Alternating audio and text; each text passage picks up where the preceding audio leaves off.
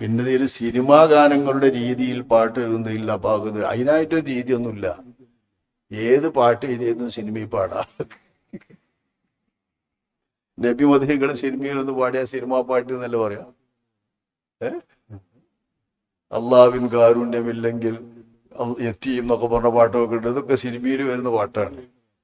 അങ്ങനെ സിനിമയിൽ പാടിയ സിനിമാ പാട്ട് എന്നറിയുന്നതല്ലാതെ എന്താ.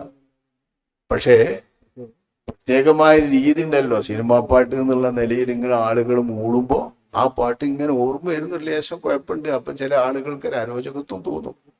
അത് അരോചകത്വം എന്ന് മാത്രമേ ഉള്ളൂ. ശ്രദ്ധിച്ചാൽ ചില ഇഷലുകൾ ഉണ്ടാവുമല്ലോ, ചില ഇതായിട്ട് പോയേ എന്നാലും വൈറലൊക്കെ ആയിട്ട് പോയിട്ടുള്ള ചില വരികളൊക്കെ ഉണ്ടാവുമല്ലോ. ആ ജാതി വരികളോ ആ ജാതി എശലുകളോ വരുമ്പോൾ നബി മദ്ഹാണ് നമ്മൾ പാടുന്നതെങ്കിലും ചിലപ്പോൾ ആ വൈറൽ പാട്ടുകൾ ഓർമ്മ വരും. അങ്ങനെ ഓർമ്മിപ്പിക്കുന്നതായ ചില തകരാറുകളൊക്കെ ചിലപ്പോൾ വന്നേക്കാം.